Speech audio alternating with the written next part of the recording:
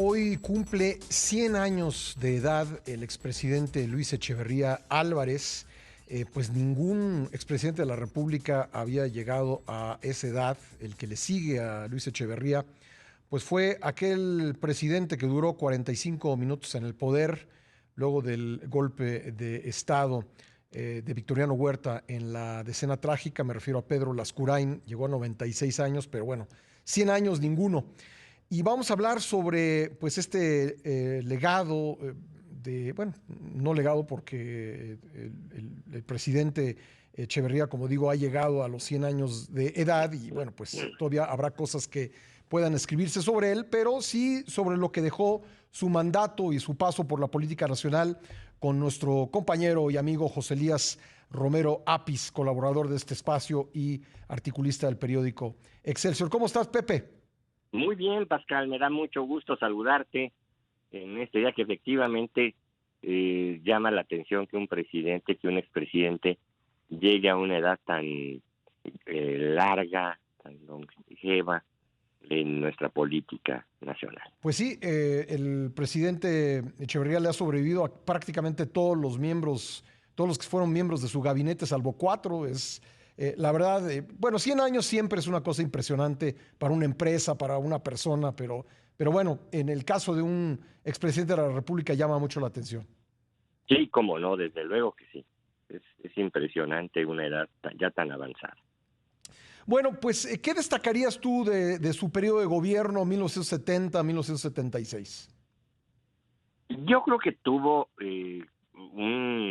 fue un régimen de claroscuros, de cosas muy positivas que no pueden ser regateadas y de cosas negativas que tampoco pueden ser desconocidas. Yo diría entre lo positivo, en lo político, una mayor apertura política, una mayor relación con las nuevas generaciones que estaban muy lastimadas por los hechos del anterior gobierno, los sucesos del 68, tendió una mano con las nuevas generaciones, que las nuevas generaciones la tomamos y que nos incorporamos a su política. Abrió nuevos espacios de participación, cambió las edades de mayoría política, las edades para participar en el Congreso, para participar en los cargos de acceso político, incluso las gubernaturas. En fin, dio una gran apertura a los jóvenes. Hizo cosas también importantes, como la creación, entonces muy necesaria, del Instituto Mexicano de Comercio Exterior, la creación del Infonavit, que ha sido un resultado básico de los gobiernos mexicanos, que repito, no puede ser El CIDE, regateado. Pepe, del que se habla tanto el día de hoy. ¿Mande Fue usted? el CIDE, del que se habla tanto el día de hoy, también fue El CIDE, fundado en su gobierno. El CIDE, efectivamente. En fin, hubo infinidad de cuestiones que son importantes de su gobierno. Lo malo, quizá lo peor, fue un desorden económico y muy concretamente de tipo presupuestario. Yo no diría un desorden económico, la economía creció, la economía se vio muy favorecida en su conjunto. Quien lo sufrió fue el gobierno exclusivamente. El resto, los trabajadores mejoraron, los empresarios mejoraron, los consumidores mejoraron, los productores mejoraron. Es decir, no sufrieron económicamente los mexicanos, sufrió económica, financieramente el gobierno. Se desequilibró presupuestariamente y eso lo llevó a un tobogán que en el siguiente sexenio había de ser catastrófico. Bueno, en cuanto a la política, digamos que fue también un periodo pues muy convulso porque él llegó a la presidencia después de los hechos de 68 ofreciendo una apertura democrática que al final pues no se concretó. La apertura pues vendría hasta el siguiente sexenio con la reforma política de 1977 con López Portillo. En el caso de Echeverría, pues hubo jóvenes que sintieron traicionada esa disposición a la apertura democrática y hubo algunos que incluso tomaron las armas con ese motivo. Efectivamente, no llegó a haber una participación partidista amplia como la que se hizo y que tú muy atinadamente mencionas, concebida por Jesús Reyes Heroles y culminada en el periodo del presidente López Portillo, que creo que fue una de las obras importantes, la más importante de López Portillo, y que permitió esa pluralidad congresional en la que hemos vivido hasta el día de hoy, por fortuna. Creo que eso no se concretó realmente, pero creo que sí se prepararon el terreno para ello. Es decir, no podía concretarse quizá con la velocidad que se hubiera querido, pero creo que sí se abrió un poco las posibilidades o el camino para llegar a ello. Desde luego, repito, se dieron esos primeros pasos que he mencionado, aunque todo dentro de un solo partido dominante, como lo era entonces el PRI, el Partido Revolucionario Institucional. Pepe, un hombre que pues no tuvo buena relación, no construyó buena relación ni con su antecesor ni con su sucesor, o por lo menos públicamente tuvo desacuerdos, disputas, divergencias con ambos.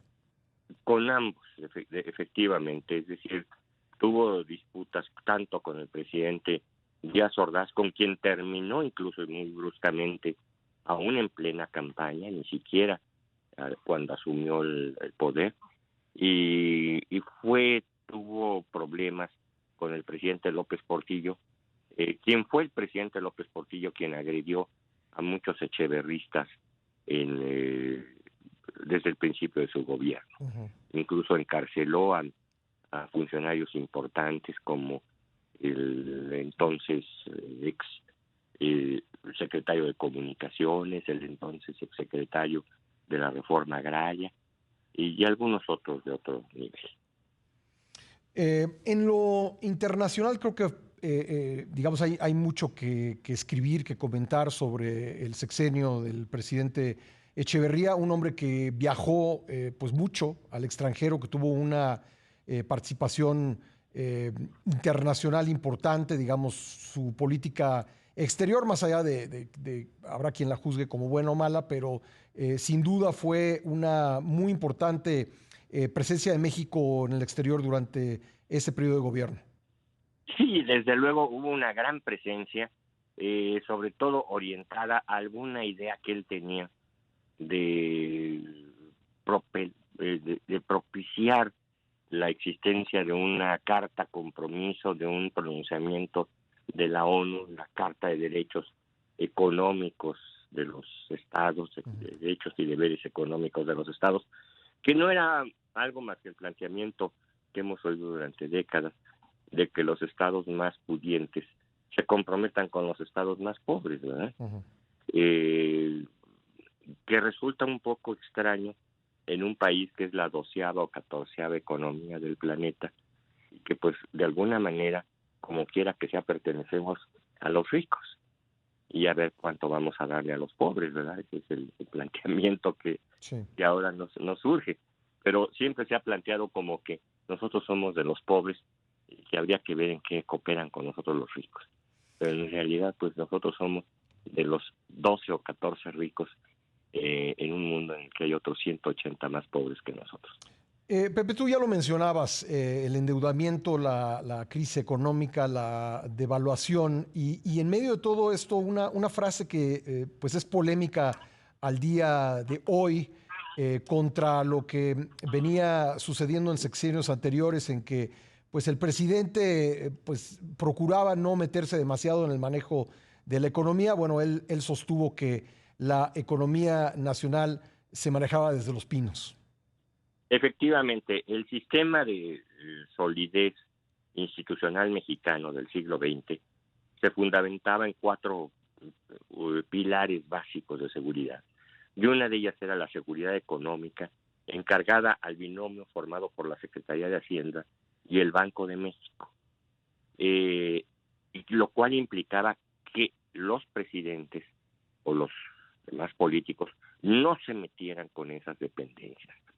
Este esquema diseñado por Plutarco Elías Calles incluso lo solidificó al asumir la Secretaría de Hacienda después de ser presidente. Ujú. Es decir, al ser el secretario de Hacienda, después de ser presidente y siendo un hombre tan poderoso en las épocas del maximato, pues era obvio que los presidentes siguientes no se meterían con Hacienda ni le darían órdenes indebidas a la Secretaría de Hacienda. Y así se creó una costumbre ya desde el régimen del presidente Cárdenas, Ujú. ya no estando en el poder Plutarco Elías Calles, y vinieron sexenios, con el mismo secretario de Hacienda duró el sexenio de Cárdenas y de Ávila Camacho, el mismo secretario de Hacienda duró el sexenio de López Mateos y Díaz Ordaz, es decir, hubo una estabilidad. El director del Banco de México, aunque no lo decía su ley, duraba 3 sexenios en el cargo. Ujú. Es decir, había una gran estabilidad. Y Echeverría vino con esa frase a indicar que él manejaría las finanzas públicas casi sin escuchar las recomendaciones de esas dos instituciones.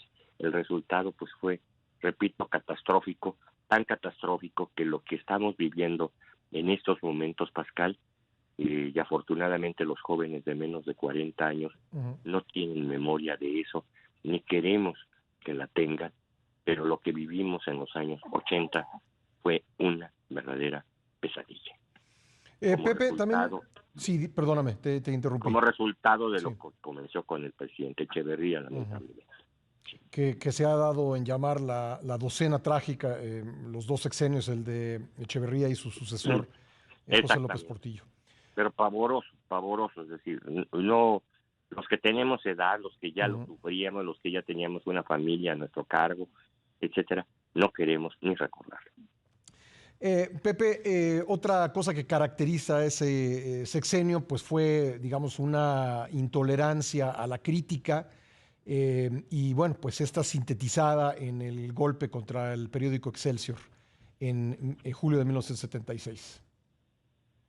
Efectivamente hubo esa idea, había una crítica fuerte, muy concretizada en sarcasmo, en ironía, en chistes. Ujú. Se elaboraron una serie de chistes, por cierto, muchos de ellos muy buenos, en contra del presidente Echeverría. Sí. Y sí, culminó con un golpe propiciado desde el gobierno hacia el periódico Excelsior, que fue uno de los pues grandes pioneros desde el 68 de la libertad de expresión y del no sometimiento al poder público.